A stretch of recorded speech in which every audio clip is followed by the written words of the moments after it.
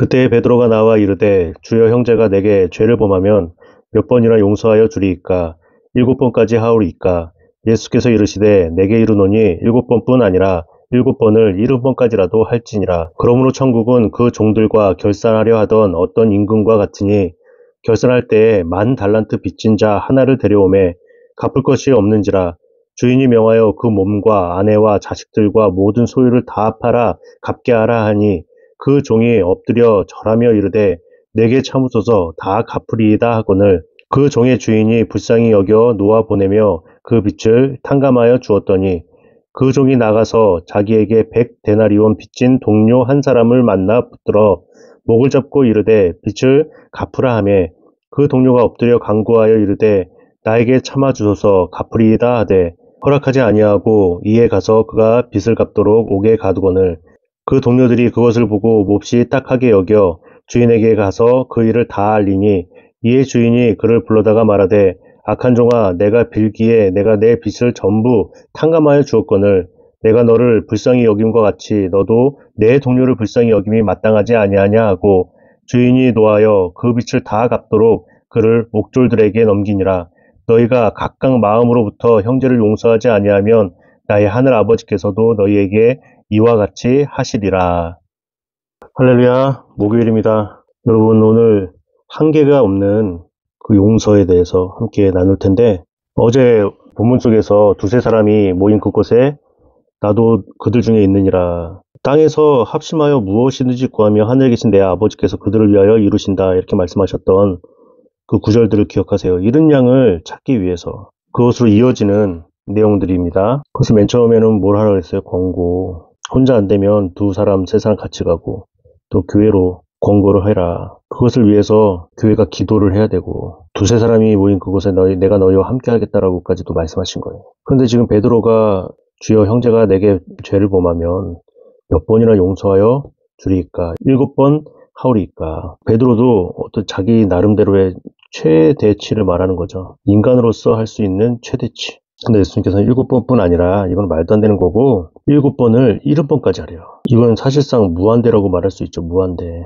그럼 내가 용서한다고 용서가 되는 것입니까? 평생을 두고 용서했지만 그 마음에 품고 가는 것들이 있잖아요. 우리 잘 알고 있는 손영은 목사님 어떻습니까? 자기 아들을 죽인 그 사람을 양아들로 삼았어요. 제가 봤을 때 인간의 용서라는 것의 끝판왕인 것 같아요. 인간의 용서라는 것의 최대치의 7번을 하고도 70번까지 하래요. 그리고 천국은 지금 계속 무슨 이야기 하고 있는 거예요? 믿음 관련돼서 하는 거고요. 또 천국에 관련돼서 실족하지 말아야 된다.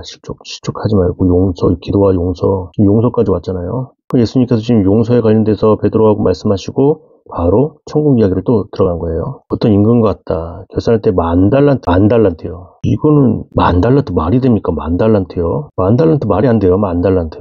예수님이 달란트 비유하실 때요. 1달란트, 3달란트, 5달란트 이야기하고 악하고 게으른 종아 이렇게 막 야단치시고 그랬는데 10,000달란트요? 이 10,000달란트는 그 당시 화폐 단위의 최대 숫자예요. 이렇게까지 지금 말씀을 하시는 거예요. 이유로 말씀하시는 거죠. 갚을 것이 없는지라 주인이 명하여 다 갚게 하라 하니 엎드려 절하며 이르되 내게 참으소서 다 갚으리이다. 불쌍이었어. 누가 불쌍히 여긴 겁니까? 주인이 그 빚을 탕감하여 주었더니 그 종이 나가서 100데나리온. 한 데나리온은 하루 일당이에요. 하루 일당. 100일만이라면 갚을 수 있는 돈이에요. 그런데 만나서 붙들어 목을 잡고요. 빚을 빨리 갚으라고 말하는 거죠. 참아주소서 똑같아요. 갚으리이다. 허락하지 않고 옥에 가두었다. 그 얘기들을 듣고 사람들이 주인에게 가서 말하는 거예요. 그 주인 누굽니까? 어떤 임금. 악한 종아 내가 빌기에 다 탕감해 주었는데 내 동료를 불쌍히 여기지 않고 이 말이 되는 소리냐. 목졸들에게 넘겼어요. 다 갚을 때까지. 나오지도 못해요. 그럼 맨 마지막에 너희가 각각 마음으로부터 형제를 용서하지 아니하면 나의 하늘 아버지께서도 너희에게 이같이 하리라. 저도 지금 개척이 7년 됐다고 말씀드렸잖아요. 처음에 개척을 하고 너무 많은 도움을 받고자 하는 사람들이 오는 거예요. 그런데 더 웃긴 건 뭐냐면 제가 서울에서 부교육자로 사역할 때 거기에 왔던 분이요. 일산역 있는데 개척을 했는데 거기도 오더라고요. 그분은 모르죠. 똑같이 말하는 거예요.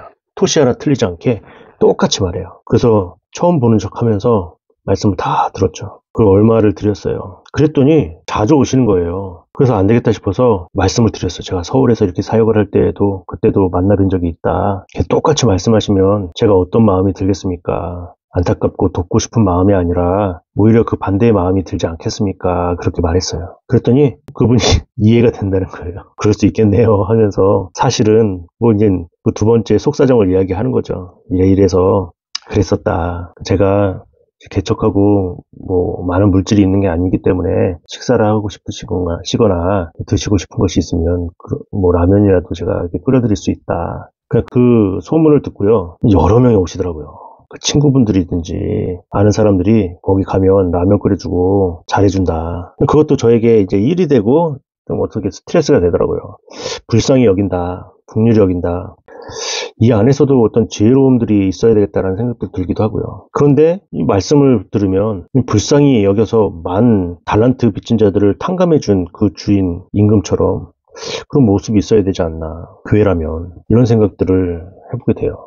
굉장히 갈등이 생기는 거죠. 지금 거린들이나 도움이 필요한 사람들, 그런 사람들이 교회를 막 찾아와서 도움을 받고자 하는 것들을 또 무시하고 배척할 수 없는 것인데, 그렇다고 해서 알면서 그 레파토리가 뻔한 그 사람들의 말을 들어주고 돕는다는 것이 정말 그들을 위한 것인가. 되게 많은 갈등들이 생기더라고요. 오늘 본문은 이제 용서에 관련된 부분이지만 저 같은 경우는 이 긍휼함에 대해서 생각해 보게 되었습니다. 긍휼함. 정말 이 긍휼함이라는 것이 어디로부터 오는 것인가. 하나님이 나를 향해서 긍휼히 여기셨던 것처럼 나도 그의 영혼들을 바라보면서 안타까운 마음들을 가져야 되겠다. 또 용서하되 예수님께서 7번을 70번까지 하라고 말씀하셨던 것들, 한계가 없는 그 용서가 나에게도 있어야 되겠다. 오늘은 그 긍휼한 마음과 용서의 마음들을 가지고 주변에 있는 사람들, 또 생각나는 사람들을 또 이해하고 불쌍히 여기고 용서하면서 살아갔으면 좋겠어요. 그렇게 오늘 하루를 잘 살아가시는 저와 여러분 되시길 주님의 이름으로 부탁을 드립니다.